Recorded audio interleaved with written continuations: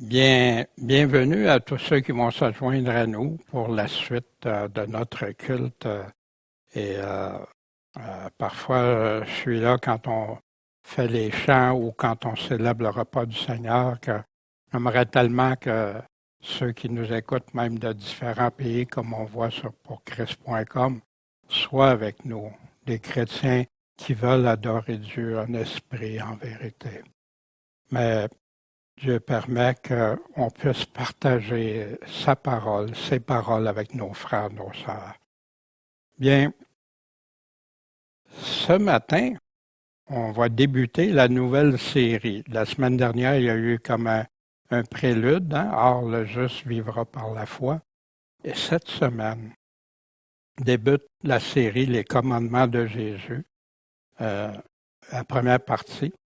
Puis, il y a un texte choisi. Jésus répondit, « Si quelqu'un m'aime, il va garder ma parole, et mon Père l'aimera et nous viendrons à lui, et nous ferons notre demeure chez lui, avec Dieu, avec le Seigneur. Celui qui ne m'aime pas, lui, garde pas mes paroles. Et la parole que vous entendez, c'est pas de moi, mais c'est du Père qui m'a envoyé. » Et on va regarder ça au travers les textes que Jésus, les commandements que Jésus nous a donnés. La semaine dernière, bien sûr, on avait vu le juste vivra par la foi. Qu'est-ce que le juste va faire quand tout votre travail, il n'y a rien qui va, on regarde les nouvelles, partout ça vient de plus en plus, comme Jésus disait, de plus en plus intense, hein, comme les douleurs de l'enfantement, et de plus en plus rapprocher les circonstances, les événements. Mais qu'est-ce qu'il doit faire? Bien, on avait vu le juste vivra par la foi, puis on avait regardé la foi. Qu'est-ce que signifie la foi? Pas dans Hébreux 11, nous donne une description de la foi, des exemples concrets de ceux qui avaient la foi. Puis, on a regardé, est-ce la résultante de ça, est-ce qu'on a découvert des choses qu'on voudrait grandir davantage dans la foi? Que notre foi soit encore plus constante, régulière, plus forte, plus solide, plus déterminée, puis engagée devant le Seigneur, de marcher de progrès en progrès, de faire grandir la foi. Quand le juste vivra par la foi, mais où on regarde? Aux choses d'ici ou à Christ? Parce que l'apôtre nous en parle très clairement. Où on focus au moment présent et se décourager, se détourner ou s'endurcir envers Dieu? Non, le juste vivra par la foi. On ne connaît pas toujours vraiment ce que Dieu va nous demander. Il y a des choses très claires qu'il nous dit, mais il y a des circonstances, des événements qu'on ne sait pas tous d'avance pour chacun de nous. Puis que Dieu peut faire vivre, on a vu dans le chapitre 11 d'Hébreux, des circonstances différentes à des personnes. Puis il y en a qui ont vécu des circonstances différentes selon l'époque où ils étaient rendus. Ils ont passé au travers pratiquement tout. On sait qu'on doit lui faire confiance, avoir la foi et le suivre fidèlement, vivre la foi. Lui fais-tu pleinement confiance en toutes choses et vis-tu par ta foi?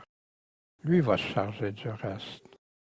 Dieu n'a pas demandé d'appliquer sa foi dans toutes les mêmes circonstances à tous, mais il demande à tous de le croire, quelles que soient les circonstances, événements, en demeurant les yeux fixés sur lui, puis en agissant conformément à ses commandements, à ce que lui nous a enseigné, à sa parole vivante, tranchante, plus comme une épée tranchante. Bien, avant d'aller plus loin, on va recommencer ce qu'on a fait dans le passé, parce que je crois que c'est très pertinent. On a déjà regardé le psaume 119, puis plusieurs se sont découragés quand ils ont vu toute la longueur des versets, mais on va le manger tranche par tranche. C'est divisé par 8 versets. Puis avant chaque message, on va débuter par 8 versets que Michel va nous lire à chaque semaine. Heureux ceux qui sont intègres dans leur voie, qui marchent selon la loi de l'Éternel. Heureux ceux qui gardent les témoignages et qui le cherchent de tout leur cœur, qui ne commettent point d'iniquité, mais qui marchent dans ses voies. Tu as prescrit tes ordonnances pour qu'on les garde soigneusement. Ô que mes voies soient bien réglées pour observer tes statuts. Alors je ne rougirai point en regardant tous tes commandements. Je te célébrerai dans la droiture de mon cœur quand j'aurai appris les ordonnances de ta justice. Je veux garder tes statuts, ne m'abandonne pas entièrement. Bien, merci beaucoup, Michel, de cette lecture.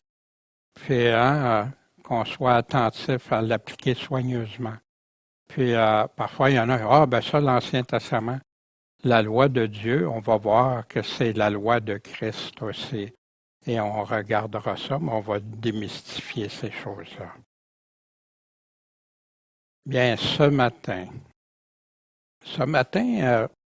on débute les commandements du Seigneur. On va examiner l'importance des commandements du Seigneur pour ceux et celles qui aiment Jésus. Parce que pour certains, ils ne sont pas sûrs que c'est important. On regardera ça ensemble. Voici ce que Jésus dit. Si quelqu'un m'aime, qu'est-ce qu'il va faire? Il va garder ma parole. On va voir parole, commandement, tout sa voix. C'est tout synonyme. Et mon Père l'aimera. On viendra à lui. On fera notre demeure chez lui. L'Esprit Saint vivra en nous. Celui qui ne m'aime pas, lui, garde pas mes paroles. Puis la parole que vous entendez n'est pas de moi. Pourquoi Jésus disait ça? Parce que ceux qui écoutaient, Jésus, il prend sa propre autorité. Son autorité vient du Père, mais du Père qui m'a envoyé. On va débuter une démarche d'examiner c'est quoi les commandements du Seigneur, puis les appliquer pour vivre par la foi en Jésus-Christ. Parce que Jésus-Christ nous demande ça. On va regarder pour écouter, obéir à ses commandements, comment on va vivre sa foi. Puis celle qui est agréable à Dieu, pas celle qu'on se construit soi-même. La foi, la véritable foi. Puis ce matin, bien, on va regarder différents aspects, un peu comme une introduction, puis on va débuter l'étude des commandements. On va en voir plusieurs ce matin. La première chose que beaucoup n'ont pas réalisé, puis qui a mis beaucoup de confusion dans des églises, c'est les commandements de Jésus, puis la mission de l'Église, c'est indissociable. Tu peux pas dire, je vais aller évangéliser, puis les commandements, non, c'est ensemble. Voici ce que Jésus nous dit. Toute puissance m'a été donnée dans le ciel et sur la terre. Il est tout puissant. Donc, allez et instruisez les nations. Instruire, enseigner, évangéliser, les baptisant au nom du Père, du Fils et du Saint-Esprit. Le baptême, en fonction de 3, Père, Fils, Saint-Esprit. Et faisant quoi? Leur apprenant à garder tout ce que je vous ai commandé. Voici, je suis avec vous tous les jours jusqu'à la fin du monde. Qu'est-ce qu'on peut apprendre dans ça? Bien, aller instruire. Moi, j'aimais beaucoup l'évangélisation, puis j'allais partout, puis évangéliser, mais j'avais mal saisi ce que évangéliser voulait dire aussi. J'en faisais une partie, mais pas l'ensemble. Puis ici, c'est les commandements que Jésus nous demande d'enseigner, ces commandements. Puis qu'il est là jusqu'à la fin du monde, nous dit quoi? Que c'est pas seulement aux apôtres qui étaient là, mais c'est à tout le monde, parce que Jésus revient quand? À la fin. dans Marc 16, qui est souvent utilisé. Allez par tout le monde, prêcher l'Évangile à toute créature. Celui qui croira et sera baptisé sera sauvé, mais celui qui ne croira pas va être condamné. Mais c'est quoi l'évangéliser, prêcher l'Évangile? C'est prêcher ce que Jésus-Christ nous a enseigné. Puis on va le voir, Jésus. On va voir clairement que Jésus est parti prêcher l'Évangile qui inclut tous ses commandements. Au niveau du mot évangile, commencement de quoi? De l'évangile de Jésus-Christ, Fils de Dieu. Premier chapitre, premier verset de l'évangile de Marc. Qu'est-ce que l'évangile, comme certains prétendent, c'est juste la mort, la résurrection de Jésus-Christ, et croire qu'il est mort pour nos péchés? Non, c'est majeur, c'est important, c'est le cœur de l'évangile, mais c'est pas tout l'évangile. Parce qu'il y a toutes les choses qu'on doit avant comprendre pour en venir à choisir de suivre Jésus-Christ, de devenir ses disciples et de le suivre. Fait que l'Évangile, c'est pour ça que les 4 livres sont appelés les Évangiles ou l'Évangile. L'Évangile intégral et les commandements de Jésus ne peuvent pas être séparés ou isolés l'un de l'autre. Je vais le répéter parce que c'est trop important. Juste ça a fait des dégâts dans les églises. L'Évangile intégral, l'Évangile complet, puis les commandements de Jésus, c'est ensemble. C'est ce qu'on vient de lire, Matthieu 28. Enseignez-leur, instruisez-leur tous mes commandements, ce que je vous ai commandé. Puis on ne peut pas les séparer. Mais malheureusement, beaucoup dans leur théologie découpent, isolent, font des segments, et c'est tout ensemble. Tant d'églises ont modifié la mission de l'Église aujourd'hui. Mais pourquoi Jésus met une si grande importance d'enseigner tous ses commandements? Celui qui me rejette et ne reçoit pas mes paroles, mes commandements, si on ne sait pas, ces commandements font partie de ses paroles, a son juge. La parole que j'ai annoncée, c'est elle qu'il jugera quand? Au dernier jour.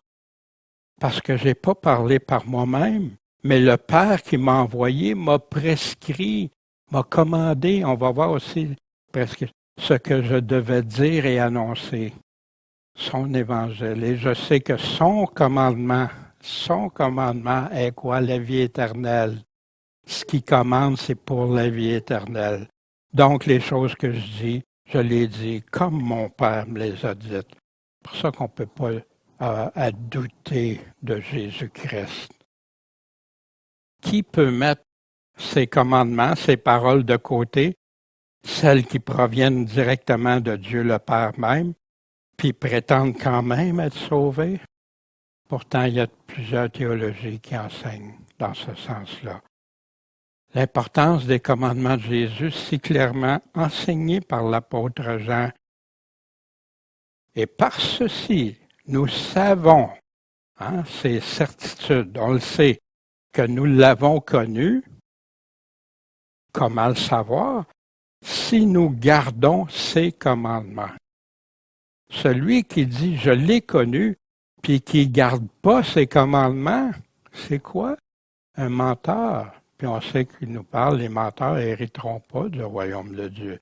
La vérité n'est pas en lui, mais pour celui qui garde sa parole. L'amour de Dieu est véritablement parfait en lui. Tu veux cet amour, tu veux aimer Dieu, tu veux que Dieu t'aime. Voici comment. Et puis remarquez, commandement et parole sont synonymes dans ce texte-là. Même chose, même définition. Puis, nous connaissons que nous sommes en lui. Celui qui dit qu'il demeure en lui, une condition, doit faire quoi? Doit aussi marcher comme il a marché lui-même. Est-ce que tu peux marcher sans les commandements? Sans ses commandements? C'est ça la foi? Ce commandement ancien, c'est quoi? C'est la parole que vous avez entendue depuis le début, depuis le commencement dans l'Évangile de Jésus. Le bien-aimé du Seigneur est-il un légaliste quand il affirme que tous ceux qui ne veulent pas suivre les commandements de Jésus, puis marcher comme Jésus, peuvent pas faire partie des chrétiens, peuvent pas connaître Christ, mais sont des menteurs? Connaissez-vous quelqu'un qui contredit puis qui affirme le contraire de l'apôtre, qui contredit même Jésus?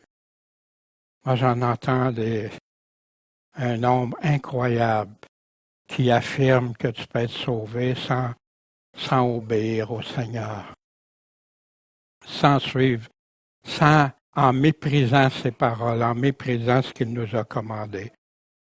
Qu'est-ce que c'est? Qu'est-ce que ça veut dire, le mot commandement? Hein? Je demandais aux jeunes ce matin, hein, puis il y avait la bonne définition. Un commandement, c'est la parole de Dieu, un précepte. On voulait savoir les préceptes, ça, même synonyme.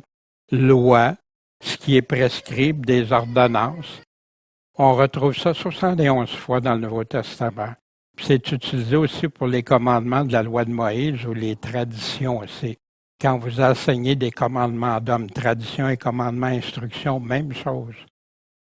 C'est aussi utilisé pour la loi de Christ. Parce qu'il y en a qui disent légaliste. Ben, moi, si on dit que je suis légaliste, je vais juste clarifier quelque chose. Est-ce que tu penses que je suis légaliste selon la loi de l'Ancien Testament ou si je suis légaliste selon la loi de Christ?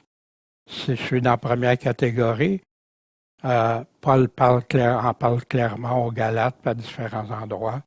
Je ne suis pas dans le véritable évangile. Mais si je suis sous la loi de Christ, amen. Puis la loi de Christ, c'est les commandements de Dieu, c'est ce que Dieu le Père lui a prescrit de nous dire, de nous enseigner. Ça vient du mot strong, hein, 1781. On a vu le commandement 1785. Donner des ordres, dire, prescrire, ordonner, commander. Ah, ça, c'est le verbe. Des synonymes et mots reliés, parole de Dieu, doctrine, enseignement, évangile, loi de Christ, sa voix, entendre sa voix. Entendre quoi? Ses paroles, ses commandements. Aussi la tradition, les commandements d'hommes. Hein? Mais il y a un but des commandements de Jésus. Pourquoi Jésus nous a donné des commandements? Si pour certains, non, c'est là juste pour juste comme ça, ou c'est pas si important, ou c'est juste des récompenses, etc. Allons voir le but. Jésus dit, tu aimeras le Seigneur ton Dieu de tout ton cœur. On remarque quoi ici? L'amour. Le commandement et l'amour, c'est indissociable, on va voir ça. C'est là le premier et le grand commandement. Et voici le second, le deuxième qui lui est semblable. Tu aimeras ton prochain comme toi-même. Puis il y en a qui inversent les choses, mettent l'amour du prochain avant d'aimer Dieu. Dieu, on l'aime de tout notre cœur, notre pensée, notre force. Mais notre prochain, je vais-tu m'aimer, moi, de tout mon cœur, toute ma force, ma pensée? Il y en a plusieurs qui tombent dans ce piège-là. Le moi est sur le trône au lieu de Christ sur le trône. Mais qu'est-ce que Jésus nous demande? Et je résiste aux orgueilleux, mais je m'accorde ma grâce à qui? Aux humbles. Ces deux commandements dépendent de toute la loi et les prophètes. Tout ce qui est écrit, tout ce qu'on a, tout ce que les prophètes nous ont dit pour le futur. Qu'est-ce qui s'en vient? Voici à Timothée qui parle de ceux qui enseignent des doctrines étrangères. Qu'est-ce qu'une doctrine étrangère? Tu dis une doctrine, un enseignement qui n'est pas dans la Bible, ou que tu as pris un enseignement de la Bible puis tu l'as modifié, t'as tordu le sens. Ne va pas s'attacher à des fables et des généalogies sans fin qui engendrent des disputes. Vous voulez voir des disputes? Regardez de la théologie. Regardez comment ça devient. Puis il y en a qui deviennent colériques avec leur théologie, c'est triste. Plutôt que l'édification en Dieu. Le but du commandement, c'est quoi? C'est l'amour, c'est la charité. qui procède de quoi? D'un cœur pur.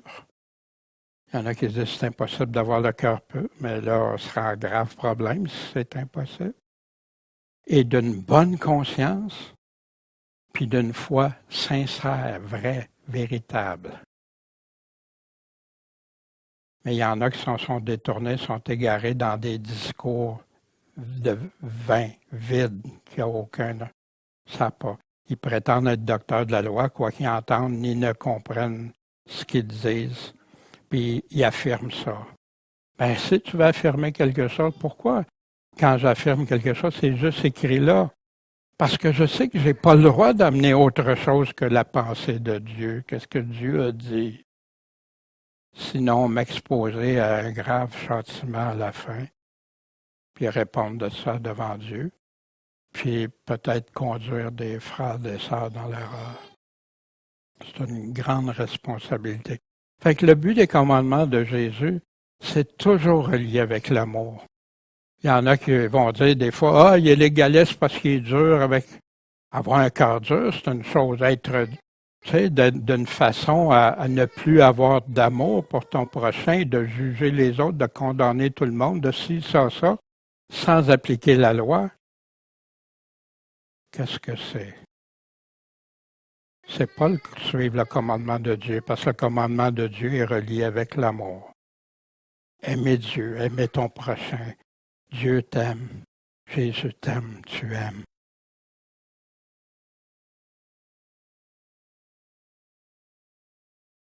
Encore, ces commandements sont dissociables de l'amour, selon Dieu.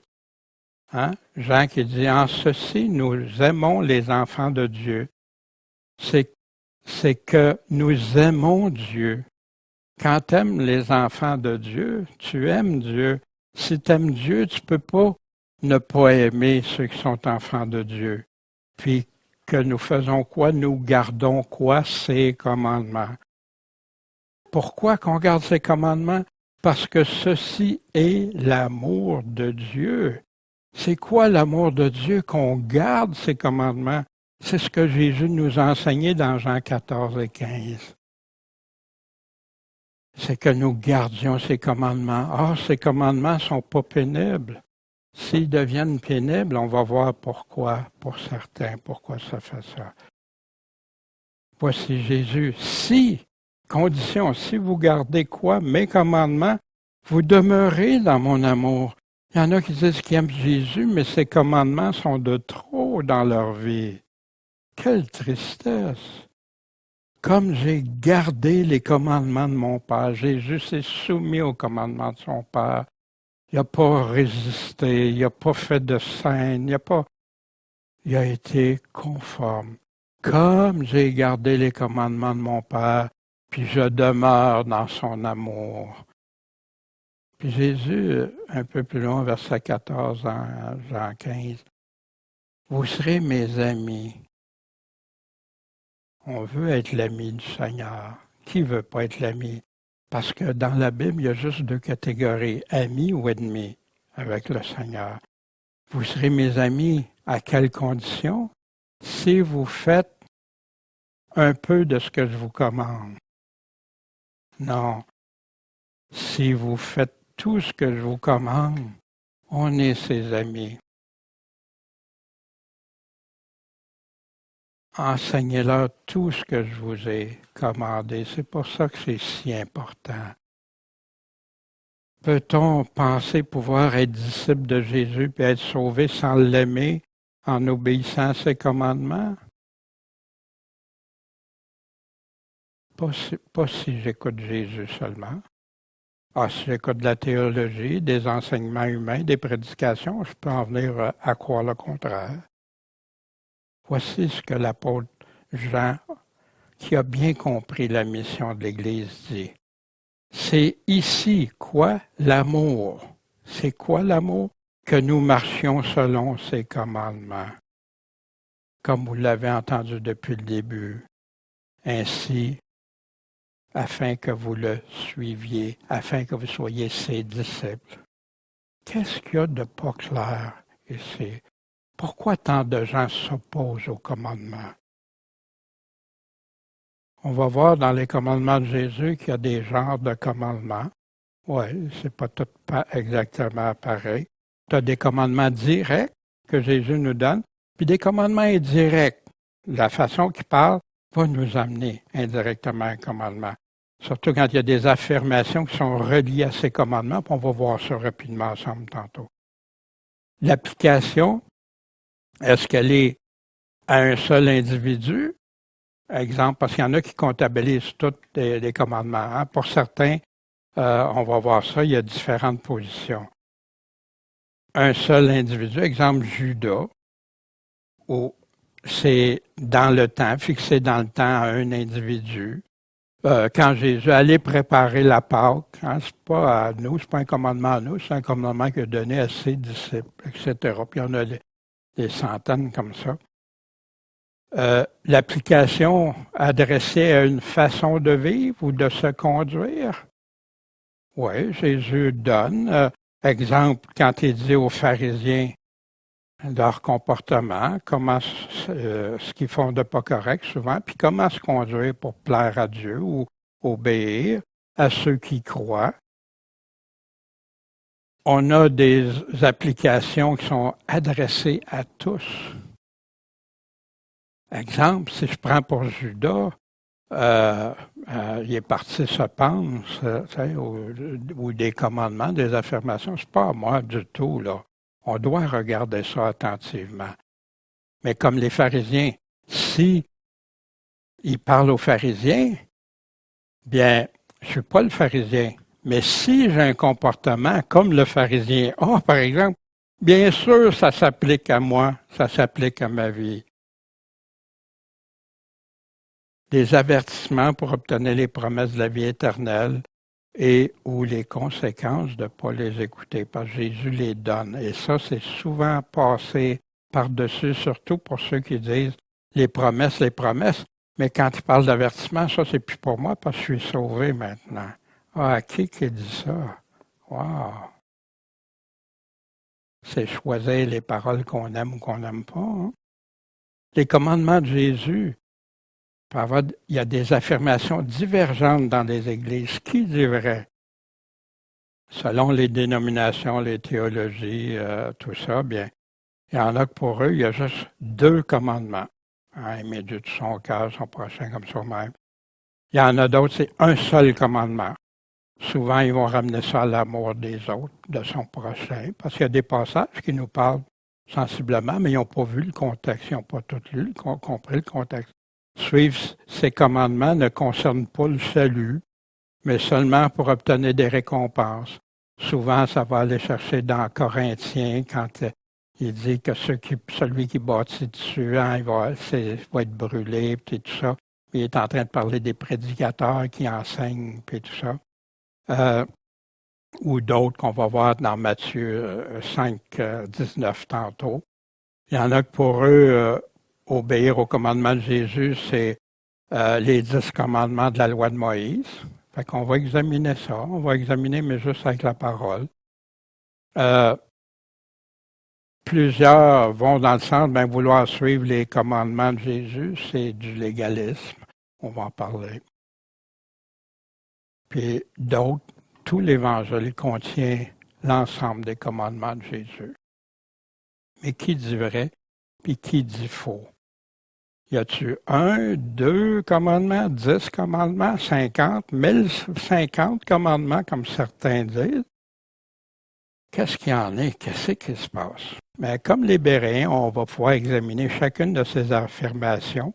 Puis ça, simplement, dans la simplicité de l'Évangile, en écoutant les commandements puis affirmations de Jésus et de ses apôtres.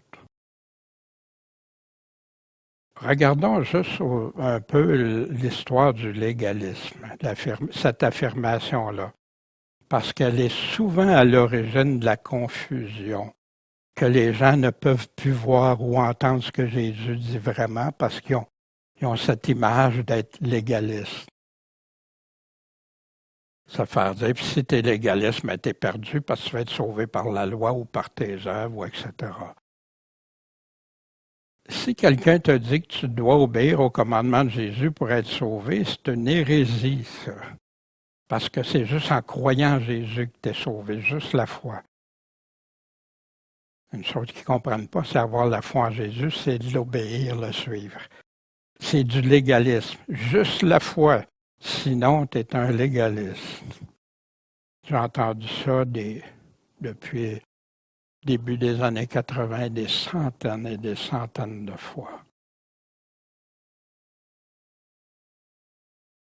Ça peut tenir la route, cette affirmation-là, sans contredire Jésus même. Si vous m'aimez, gardez mes commandements. Si quelqu'un m'aime, il va garder ma parole, mes commandements. Celui qui ne m'aime pas ne garde pas mes paroles, ne garde pas mes commandements. Et la parole que vous entendez, ce n'est pas de moi, mais de Dieu le Père. Ça tient-tu la route que vouloir obéir à Jésus de tout notre cœur, notre âme, nos pensées, c'est du légalisme? Peux-tu avoir la foi en lui sans l'aimer, en obéissant à ses commandements? Dis ça à Jésus sans contredire ses propres paroles.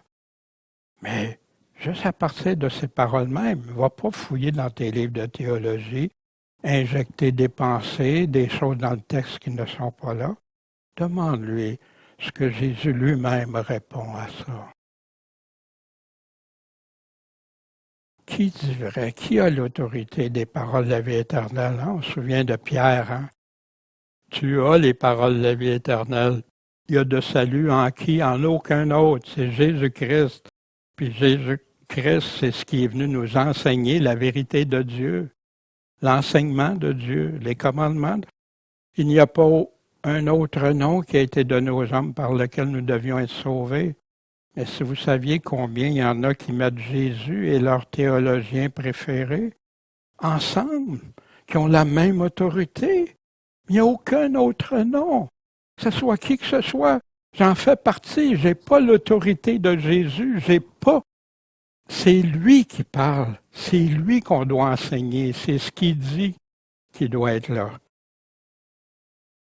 Jésus affirme, je suis le chemin. Pas le seul chemin. Je suis la vérité, la seule vérité, et je suis la vie, la seule vie éternelle, c'est lui.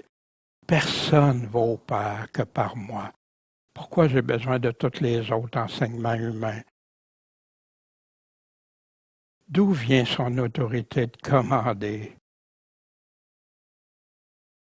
Une voix en son baptême qui dit « C'est ici mon Fils bien-aimé, en qui j'ai pris plaisir. Écoutez-le. » C'est lui que vous devez écouter. Excusez, ce n'est pas son baptême, mais c'est Matthieu 17, c'est quand il a été avec les apôtres, puis qu'il a vu Moïse, etc. Puis ça s'est répété à plusieurs d'un passage parallèle, c'est répété. C'est mon Fils bien-aimé, celui que Dieu aime. C'est lui qu'on doit écouter. Pourquoi les commandements de Jésus sont si facilement méprisés, mis de côté? Une des façons, on a ça dans Jean 6, hein? Justement, le texte où Pierre nous dit « C'est toi qui as les paroles de la vie éternelle, à qui irions-nous? » Plusieurs de ses disciples, en entendant des paroles de Jésus, hein, quand Jésus dit « Mangez mon corps et boire mon sang », cette parole est dure. Qui peut écouter ça? Ça vous scandalise seul? Qu'est-ce que ça va être quand vous allez voir le Fils de l'homme monter? Où il était auparavant, avant? C'est l'esprit qui vivifie. La chair sert de rien. Les paroles que je vous dis sont quoi? Esprit et vie. Fait que les paroles, c'est-tu des paroles de Pierre? Non, c'est esprit et vie, ce que Dieu.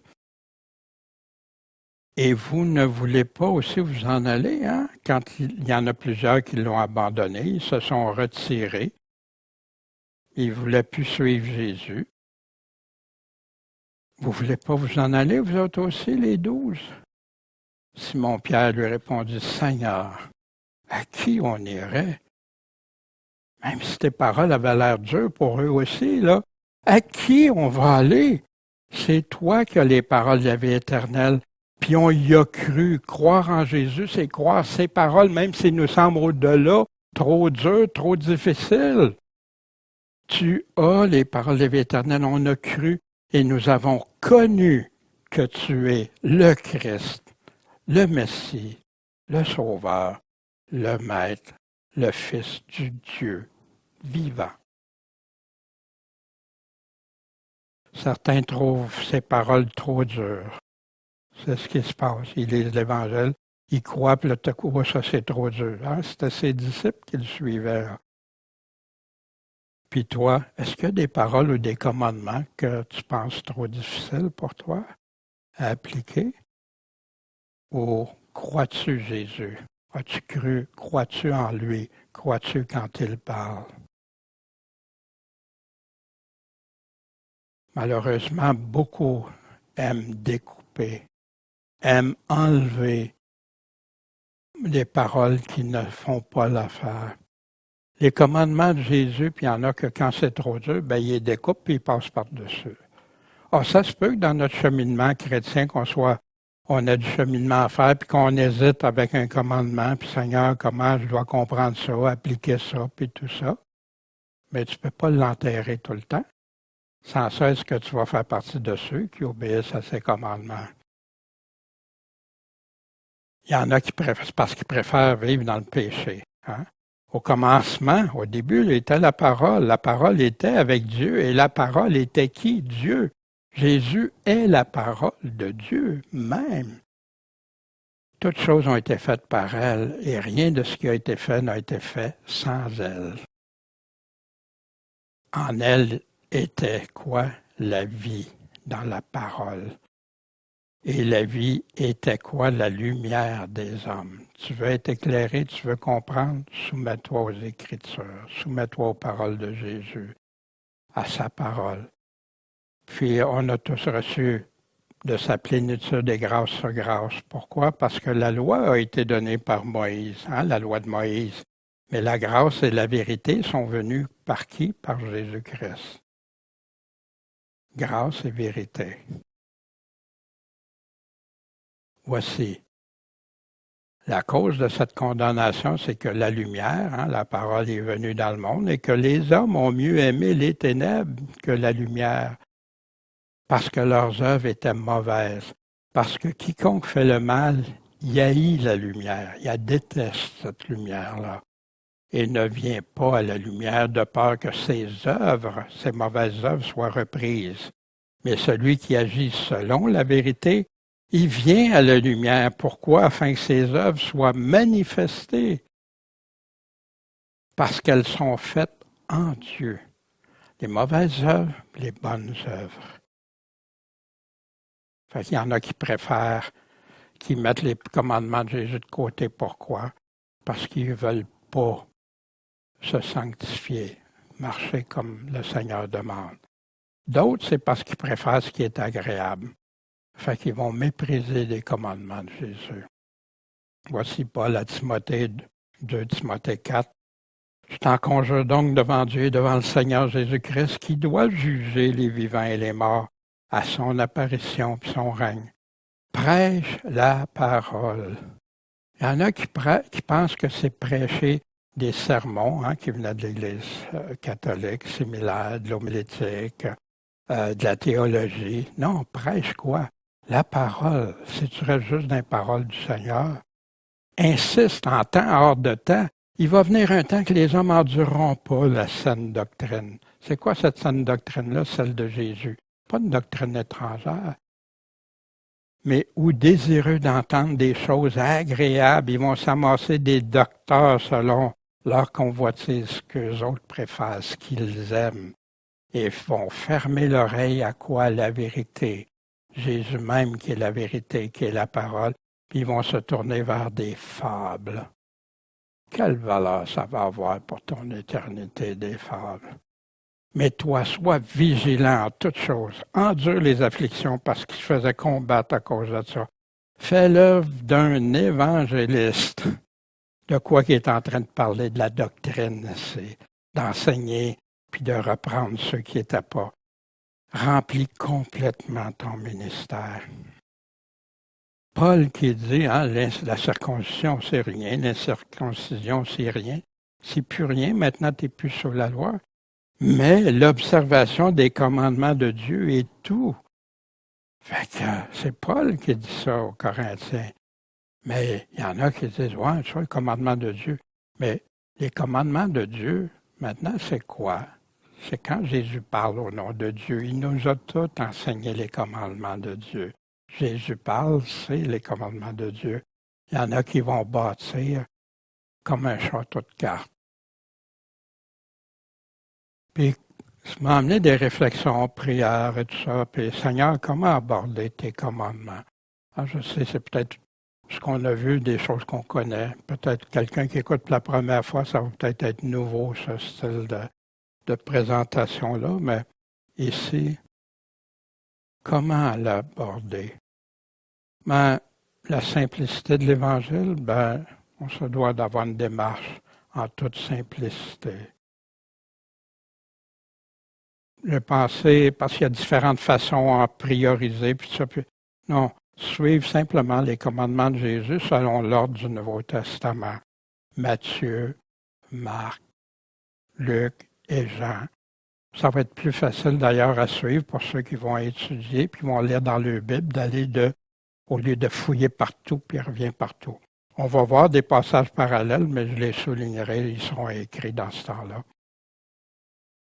Comparer ces textes parallèles avec les autres, parce que dans Matthieu, il parle d'une chose, tu vas le retrouver souvent dans Marc, dans Luc ou dans Jean. Dans Jean, il y a beaucoup plus de choses qui ne sont pas toujours abordées dans les autres, parce que Jean a écrit sa lettre beaucoup plus tard, puis il y avait des choses qu'il avait besoin de remettre, réitérer. Fait que les 4 évangiles se complètent, s'harmonisent. Et quand tu lis l'Évangile, tu as le portrait. Puis en plus, c'est complété par les enseignements des apôtres, qui viennent enseigner pas un autre Évangile, mais le même Évangile, mais que souvent il y en a qui vont tordre, comme Pierre nous avertit. Ensuite, c'est de regrouper les commandements par catégorie, par genre, des sujets en synthèse. Ben, aimer son prochain, exemple, aimer Dieu, quoi faire, le repas du Seigneur, ces choses-là. Tout ça, on peut regarder ça. Puis la proposition, afin de rendre ça une démarche vraiment qui ne reste pas théorique ou de connaissance, tout ça, mais d'application. Parce que connaître les commandements, c'est une chose, mais les appliquer, c'est ce qui vient sceller les commandements. Faire un sans faire l'autre ne sert à rien. Puis, c'est une implication personnelle. On va regarder, on va identifier des commandements, mais vous devez vérifier vous-même. C'est ça, c'est bien ça. Ça, c'est un commandement. Quel genre de commandement ça peut m'aider? M'assurer de bien les comprendre avant. Il y a des gens qui disent, moi j'obéis au commandement du Seigneur, mais ils n'ont pas compris seulement. Puis souvent, c'est à partir de versets découpés, isolés des uns des autres. Qu'est-ce qu'il dit? Qu'est-ce qu'il me demande? Puis valider la mise en pratique dans ma vie avec Jésus-Christ. C'est ça, bâtir sur le roc et non sur le sable, puis les mettre en pratique. Fait que je vous encourage fortement. Prenez un temps. Là, tantôt, on va voir le chapitre 5 de Matthieu, en les 3 et 4 et 5. Fait que regardez ça, lisez ça. Faites-vous des réflexions, étudiez. C'est les commandements de notre Seigneur. C'est ça que le Seigneur nous demande de comprendre pour être dans son évangile, être son enfant. Ben, si on débute avec les premiers commandements de Jésus dans l'évangile de Matthieu, on va voir là un exemple de commandement personnel, un commandement qui n'est pas pour tous, mais à Jean-Baptiste seulement. Fait que quand Jésus était pour se faire baptiser, Jean ne voulait pas le baptiser. T'sais. C'est moi qui ai besoin d'être baptisé par toi, puis tu viens. Jésus répondit, lui commande, ne t'y oppose pas pour le moment, parce que c'est ainsi qu'il nous convient d'accomplir tout ce qui est juste. Puis là, il a arrêté. Fait que si c'est un commandement, je ne pourrais pas me l'appliquer ou essayer d'appliquer ça à quelqu'un d'autre. Tu dis, ben voyons, c'est facile à comprendre. Oui, mais savez-vous que pour plusieurs, ils lisent les commandements, puis ils ne savent plus, sais-tu, ça parle-tu à moi? Puis c'est ça qui rouvre la porte à faire de l'homilétique, puis développer des enseignements que c'était juste pour Jean-Baptiste, puis là, tu veux me l'appliquer à moi. Un autre exemple, une affirmation qui est reliée au commandement. Jésus répond, quand il a été tenté par le malin pendant qu'il avait bien faim, il est écrit, l'homme vivra pas de pain seulement, mais de toute parole qui sort de la bouche de Dieu. Jésus affirme, mais il affirme quelque chose qui est relié à quoi? Au commandement, parce que c'était écrit dans le commandement, dans Deutéronome. Fait qu'ici, c'est une affirmation reliée au commandement. Est-ce que ça peut s'appliquer à moi? Ben oui, l'homme vivra pas. Voyez-vous, on a les réponses dans le texte quand on veut juste observer, en se posant nos questions clés, qui, quoi, quand, comment, combien qui peuvent nous servir et tout ça. Un commandement direct, il est aussi écrit. Tu ne tenteras pas le Seigneur ton Dieu. C'est écrit, puis là, la directive est claire. Tu ne testeras pas, tu ne tenteras pas le Seigneur ton Dieu. Un autre direct, il est écrit, tu adoreras le Seigneur ton Dieu, tu le serviras lui seul. Un autre commandement de Jésus. Pourquoi qu'il y en a qui prient, qui servent quelqu'un d'autre que Dieu? Pourtant, c'est un commandement, je crois, des plus clairs.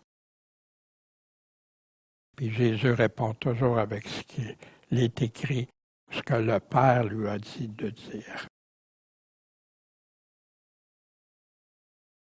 Dès lors, Jésus commença à prêcher et à dire, « Repentez-vous parce que le royaume des cieux est proche. » Il est là, le royaume des cieux.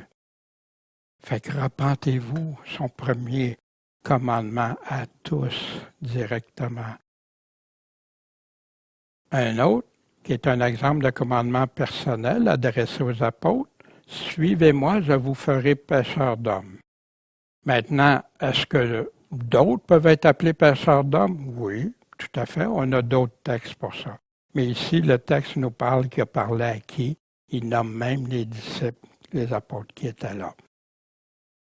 L'Évangile et les commandements, Jésus allait par toute la Galilée. Qu'est-ce qu'il faisait? Il enseignait. Il enseignait quoi? Il prêchait l'Évangile du royaume de Dieu. Voyez-vous, l'Évangile, bien avant sa mort et sa résurrection, l'Évangile, c'est ça que Jésus prêchait. Fait que quand quelqu'un veut dissocier ces commandements qu'il nous a enseignés, ça ne marche pas vraiment.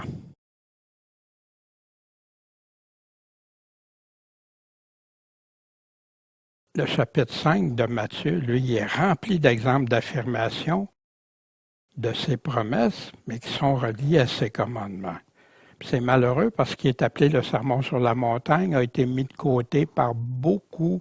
« Oh non, il y en a qui disent « Oh, c'est impossible à réaliser. » Les commandements de Jésus, c'est trop pénible, impossible à réaliser. Ouais, c'était juste pour les Juifs. Il a commencé à prêcher l'Évangile quand? L'Évangile, c'est pas pour toi. Puis on va voir ce que Jésus va nous dire qui vient sceller là, que c'est à qui ça s'adresse, toutes ces choses-là. En ouvrant la bouche, il les enseignait. Encore l'enseignement, la doctrine. Prêchait l'Évangile. Heureux les pauvres en esprit, parce que le royaume des cieux est à eux. C'est une promesse, ça, qui est reliée. Puis, il y a des personnes qui interprètent ça de différentes façons. On n'embarquera pas dans ça ce matin pour cause de temps. Mais ici, c'est une chose qui est garantie. Dieu va évaluer les capacités de chacun. Heureux ceux qui sont dans l'affliction parce qu'ils vont être consolés.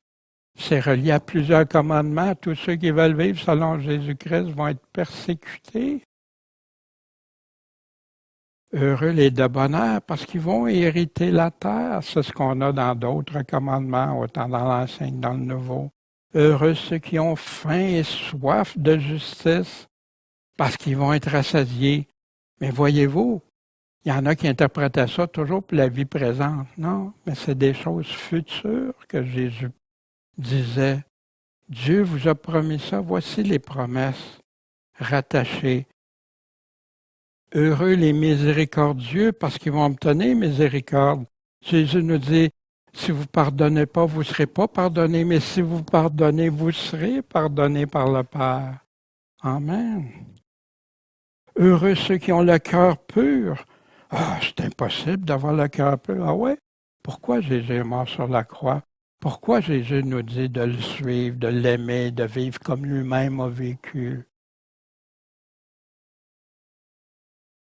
Heureux les pacifiques, ceux qui aiment la paix, parce qu'ils seront appelés enfants de Dieu. Puis ici, on ne parle pas de la paix comme il y en a qui parlent d'avoir la paix que tout va bien. Là. Non, on y reviendra. Heureux ceux qui sont persécutés. Pourquoi? Pour la justice, parce que le royaume des cieux est à eux.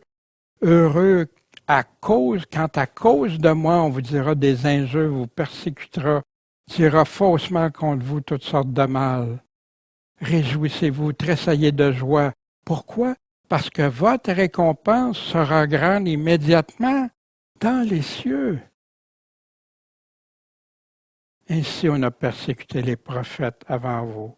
Des affirmations de promesses reliées au commandement pour ceux et celles qui vont obtenir les récompenses. Mais il y a les conditions requises aussi. Votre récompense sera grande, mais si c'est à cause de moi, à cause de la justice. Les commandements concernant le témoignage, Jésus continue. Tout ça, c'est tous ces enseignements à la file de l'autre qui vont aller jusqu'à, on va voir d'autres chapitres plus tard pour aujourd'hui. Vous êtes le sel de la terre. Mais si le sel perd sa saveur, avec quoi qu'on peut leur saler ce sel-là? Il est fade, il vaut plus rien qu'à être jeté dehors, puis être foulé aux pieds par les hommes. Puis dans le contexte, il continue. Vous êtes la lumière du monde. Une ville située sur une montagne ne peut pas être cachée. On n'allume pas une lampe pour la cacher en dessous, mais sur un chandelier. Elle éclaire tous ceux qui sont dans la maison pour que votre lumière luise devant les hommes, afin qu'ils voient quoi? Vos bonnes œuvres, les œuvres que Dieu nous demande de mettre en pratique, et qu'ils glorifient votre Père qui est dans les cieux. Encore une affirmation reliée au commandement pour ceux et celles qui vont obtenir les récompenses, puis avec les conditions requises. Jésus fait ça tout au long. Concernant ces commandements, celui-là, c'est le clou que Jésus va mettre.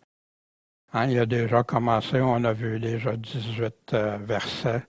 Puis là, il va nous dire quelque chose d'assez important.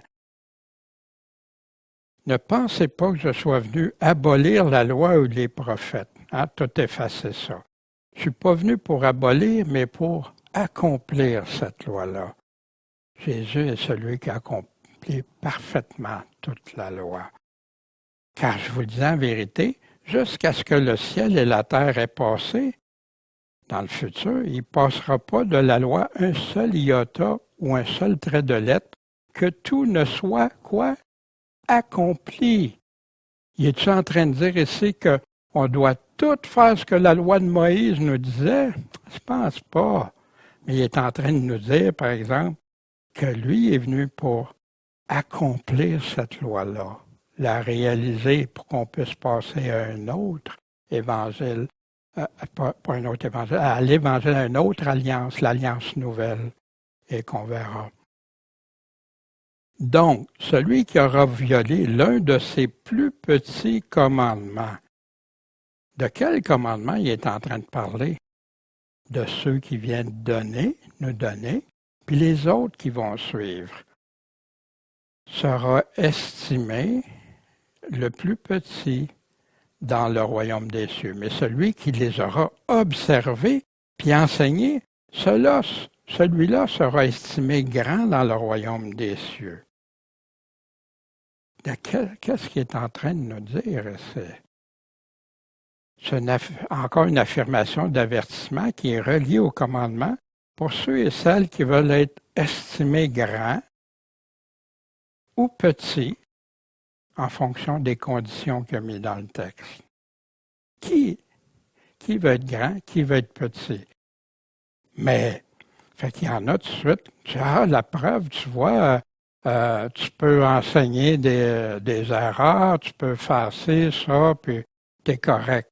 Oh, attends, il est en train de parler des commandements qu'il nous enseigne. Mais combien de commandements violés ici que Jésus parle? Un seul. Quel commandement? Le plus petit des commandements. Ah, c'est pas pour tous les commandements, Seigneur? Puis, comment que tu vas évaluer quand Jésus parle, ça c'est tout petit, ça n'a pas d'importance, puis ça c'est grand? Pourquoi Jésus parlait comme ça? Mais, et c'est là que ça m'a interpellé un jour. Toi, Daniel, t'enseignes, tu prêches l'Évangile, puis t'es-tu en train d'observer puis enseigner les commandements de Jésus avant d'essayer de montrer à d'autres? Puis moi, dans la théologie que j'avais apprise, les commandements, c'était surtout pour les récompenses. Oui, c'est important, mais ça n'a rien à voir avec ton salut. Puis regarde, là, tu as une preuve, là, tu peux, même si tu ne prêches pas tous les commandements ou telle affaire, c'est correct, regarde, c'est juste tu vas être plus pour l'éternité, tu vas être moins récompensé. Mais ici, la récompense va être grande. Mais oui. Mais celui qui a enseigné le plus petit, lequel est le plus petit? Un seul, que Jésus a ouvert la porte, qui a dit. Concernant le commandement sur le meurtre, vous avez entendu qu'il a été dit aux anciens, tu ne tueras pas, et celui qui tuera va être punissable par les juges. Mais moi, je vous dis que quiconque se met en colère contre son frère sans cause, pour rien, se mettre en colère, c'est pas là le péché. Se mettre en colère sans cause que Jésus s'est mis en colère quand il a chassé dans le temple. Mais c'était avec la cause de Dieu, c'était pas pour rien. Sera punissable par le tribunal. Puis celui qui dira à son frère, raca, homme de rien, sera punissable par le conseil. Ou celui qui dira fou sera punissable de la géhenne du feu. Donc, si tu apportes ton offrande à l'autel et que tu te souviennes que ton frère a quelque chose contre toi, laisse-là ton offrande devant l'autel.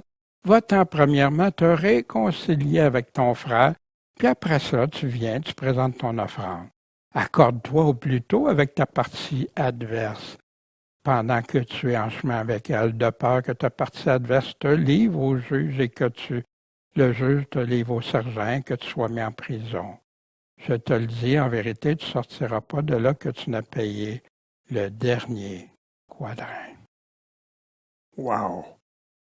Le meurtre, oui, je peux tuer dans mon cœur, je peux tuer les autres par mes paroles, les dire c'est des fous, c'est ci, c'est ça.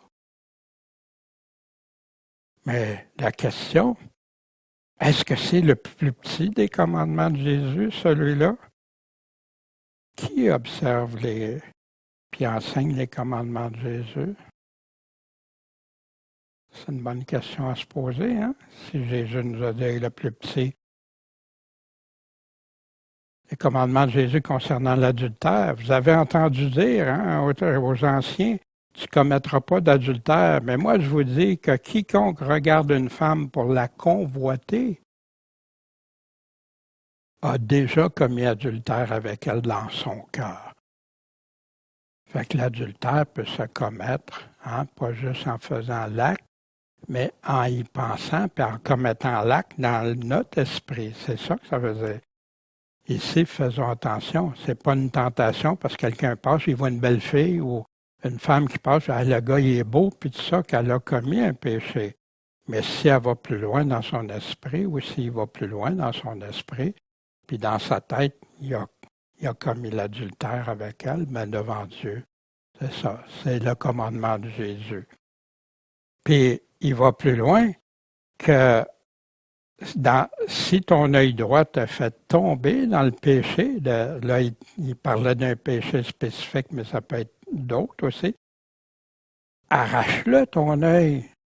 Tu vois une belle femme pour la convoiter? Non, ça veut dire quoi? Jésus ne veut pas qu'on s'astropie.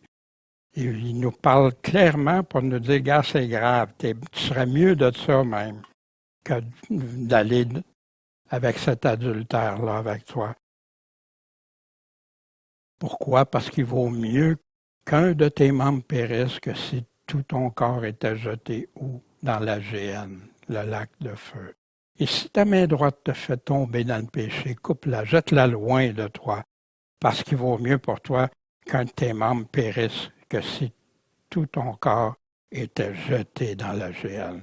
Quel avertissement clair et sérieux qui aujourd'hui est bafoué même dans les églises.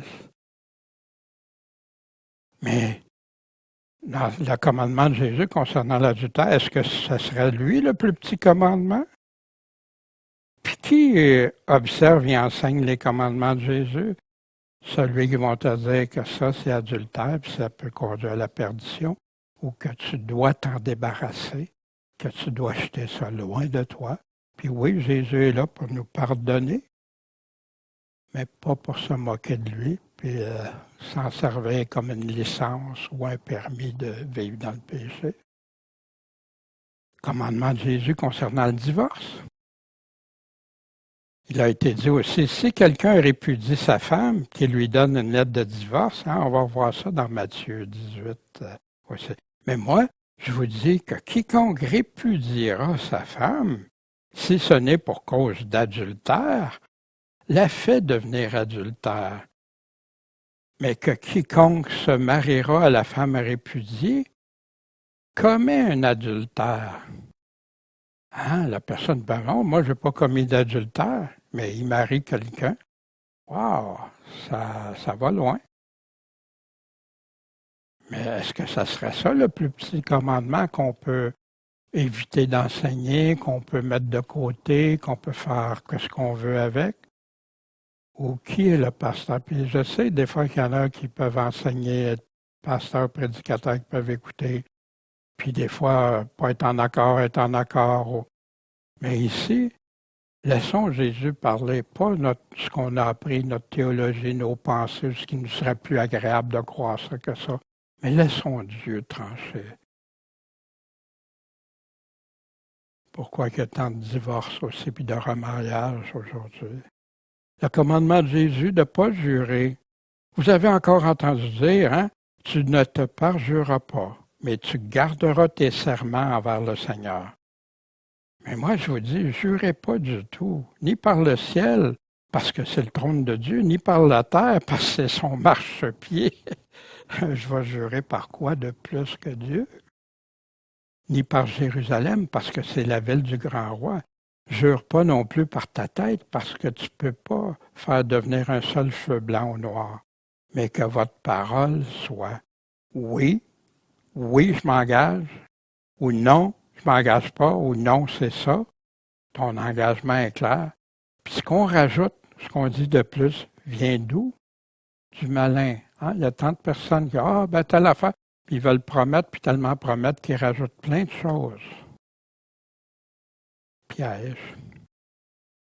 Mais peut-être ça serait ça, le plus petit commandement de Jésus. Comprenez, quand je dis ça, c'est dans le fond, on sait très bien que qui va identifier le plus petit commandement, puis c'est pas fini, là, il y en a plein. Le commandement de Jésus de ne pas avoir un cœur dur ou vengeur, mais plutôt, vous avez entendu œil pour œil, dent pour dent, mais moi je vous dis de ne pas résister. Mais pas résister à qui? Aux méchants. Ouïe, ouïe, ouïe. mon ennemi qui me veut du mal. Mais si quelqu'un te frappe à la joue droite, présente-lui l'autre. Jésus a fait ça. Hein? Si Jésus n'aurait pas fait ça, le salut, oublie ça, là. Oublie ça si Jésus ne se serait pas soumis. Puis par amour, pas pour rien, par amour. Si quelqu'un te frappe à la joue droite, présente-lui aussi l'autre. Moi, je me souviens quand j'étais jeune, avant que tu me fasses faire ça. Hein?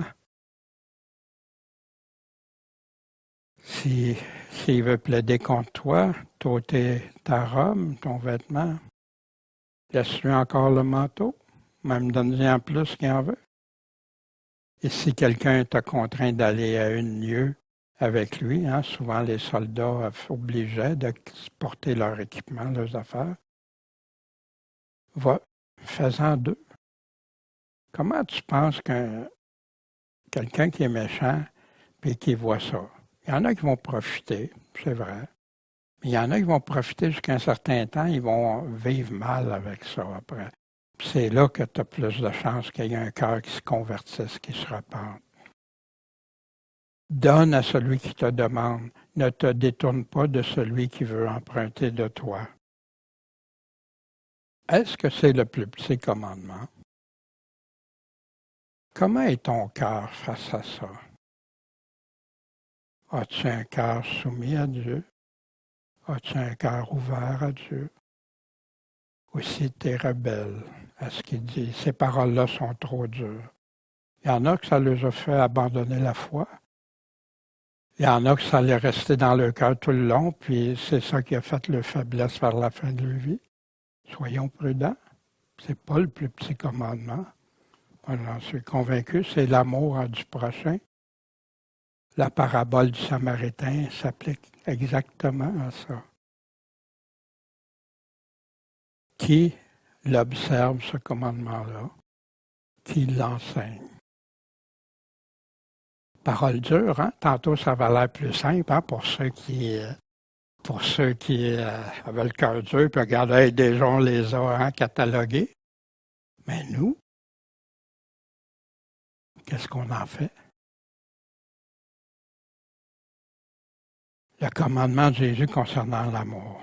Vous avez entendu dire, tu aimeras ton prochain, tu haïras ton ennemi.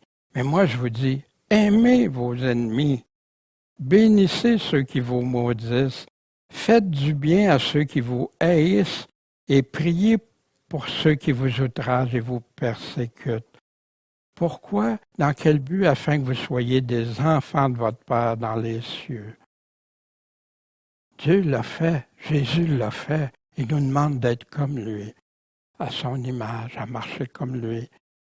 Puis si le monde aurait appliqué ça, malgré que ça a l'air trop dur, trop difficile, pensez-vous qu'il y aura autant de guerres aujourd'hui? Qu'il y aura autant de révoltes? Qu'il y aura autant de personnes qui se révoltent envers les autorités ou des mouvements de libération de ci, de ça, puis tout ça? Il y en a qui sont dans le tort, hein, ils sont ennemis, ils font le mal. Ils vont répondre à Dieu. S'ils ne se repentent pas, ils vont en subir les conséquences. Mais nous, Dieu, par amour, il veut qu'on fasse comme lui fait. Imaginez si Dieu n'aurait pas eu de patience envers nous. Il nous aurait dit, ben, toi, Daniel, là, les affaires que tu as faites, là, non. Tu es mon ennemi. Puis ça ne marche plus. Wow.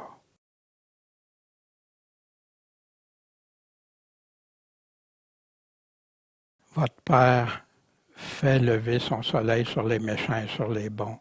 Il fait pleuvoir sur les justes, les injustes. Ils peuvent avoir de la nourriture. Si vous n'aimez que ceux qui vous aiment, quelle récompense en aurez-vous? Les péagers même n'en font-ils pas autant? Hein? Juste ceux qui aiment, qui sont... Si vous faites accueil qu'à vos frères, que faites-vous d'extraordinaire? Les péagers même n'en font-ils pas autant? Les péagers représentaient ce que les peuples méprisaient le plus. Hein? Ils venaient leur arracher de l'argent et tout ça, les collecteurs d'impôts. Donc, soyez parfaits comme votre Père qui est dans les cieux est parfait. Ouais, c'est impossible d'être parfait. Ici, qu'est-ce que veut dire le mot perfection? Vis comme Dieu te demande. C'est ça qu'il te demande. Sois comme Dieu. Dieu, a-tu été parfait envers nous? Nous pardonner. Mais peut-être que ce serait lui le plus petit commandement. Puis qu'on pourrait, on n'est pas obligé de l'observer, puis pour y enseigner surtout. Hey, si je vous enseigne ça, je ne vous m'aimerais plus. Voilà. Ma théologie, moi, me dit, c'est pas tout à fait ça, là. C'est écrit ça, mais dans le fond, il y a d'autres choses. Ah non, c'est impossible. De façon plus personnelle. On a regardé certains des commandements, les premiers commandements qu'on a dans l'Évangile de Matthieu. Mais on a des questions. Hein. Puis je vais parler d'une démarche personnelle, une implication. Je vous encourage à relire ces passages, soit par le PowerPoint, soit dans votre Bible, puis lire tout le contexte, pas rien découper. Mais tu crois-tu, quand Jésus dit, regarde, c'est ça, mes commandements, fais ça ou ne fais pas ça. Parce que Dieu est amour. Comme nous expliquait aux enfants ce matin, les commandements sont là, hein? Parce que Dieu nous aime. Dieu veut qu'on l'aime de tout notre cœur, notre pensée. C'est lui l'auteur de notre vie, notre créateur. Puis il ne veut pas qu'on s'en aille à la perdition, il veut qu'on soit avec lui. Fait qu'il va nous donner des règles, parce que l'homme, quand il n'y a pas de règles, c'est le fiasco. C'est la débauche, c'est l'immoralité, c'est tout au maximum. Regardez juste ceux qui mettent Dieu de côté dans leur vie. Mais Dieu nous aime. Puis ses commandements, c'est par amour. Il nous les donne par amour, puis il s'attend à ce que nous, on lui obéisse par amour. Même si ça a l'air trop dur, trop difficile, que ça a l'air, ça vient ma liberté, ma vie, moi, à moi. Pour les autres, c'est correct, pas moi. Comment est ton amour envers ton Seigneur? Lui obéis-tu? Crois-tu que l'obéissance à ses commandements, c'est ça qui détermine l'amour que tu as envers ton Seigneur? As-tu découvert des commandements que tu n'avais pas bien saisis ou que tu ne comprenais pas encore leur importance? Mets ça devant le Seigneur. Vous savez, on peut prier pour que Dieu nous donne la bonne compréhension, pour que Dieu nous aide à l'appliquer. Mais quand il parle avec des paroles noires sur blanc, il y en a qui vont prier des années pour essayer. Ils ne prient pas pour comprendre, ils prient pour essayer d'avoir d'autres interprétations des paroles qui sont écrites là. Avec Dieu, c'est pas comme ça. Dieu cherche des adorateurs en l'esprit et en vérité. Ta parole est la vérité. Est-ce que ce serait le plus petit commandement que tu observes ou que tu enseignes? Qu'est-ce qu'on peut évaluer comme plus petit commandement? Puis les autres vont suivre la semaine prochaine, Dieu voulant. Si je suis prédicateur de grâce, enseigne les commandements de Jésus, c'est la mission qu'il a donnée à l'Église. Enseigne-les en vertu des paroles de Jésus et non d'une théologie ou de pensée humaine, d'une dénomination, de paroles humaines, puis rajouter plein autour des paroles de Jésus. Es-tu prêt à le suivre de progrès en progrès? Comment est ton amour? Ton amour en Jésus-Christ, est-ce que ça grandit? C'est ton engagement? C'est la valeur que tu vas porter au commandement de Jésus peut faire un grand changement en toi.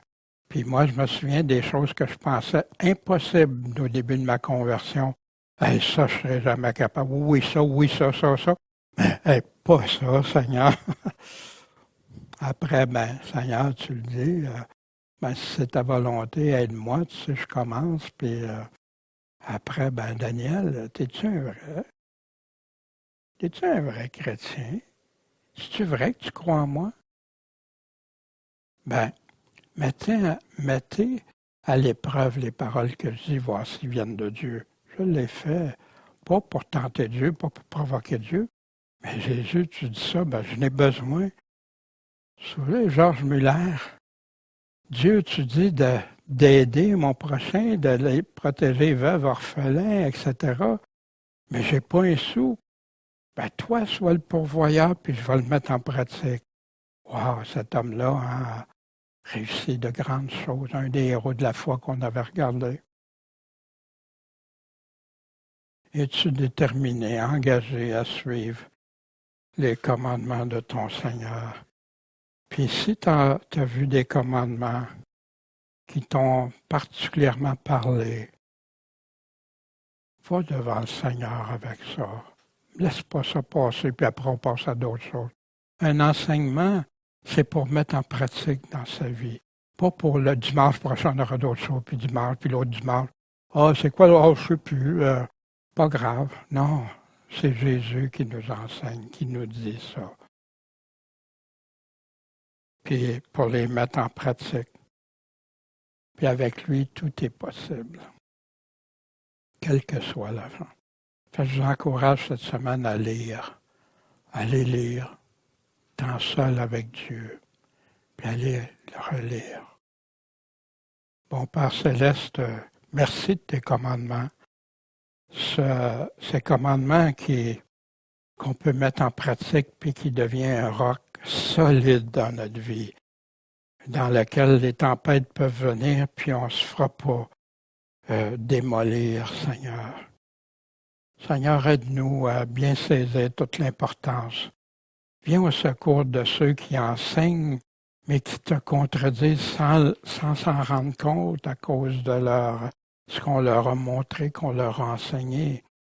Ceux qui ont soif et faim de la vérité, réponds à ces besoins, Seigneur, c'est si important. On aura tous un jour à répondre de nos paroles devant toi. Seigneur, s'il te plaît, interviens. Fortifie-les, puis qu'ils prennent position fermement pour toi. Le temps file, Jésus. Tu reviens bientôt. Aide-nous à être fidèles, puis que tu puisses nous dire à chacun, bon et fidèle serviteur, t'as nourri la bonne nourriture aux enfants de Dieu. Merci Seigneur, béni sois-tu, et on a hâte de te voir un jour, Seigneur. Amen.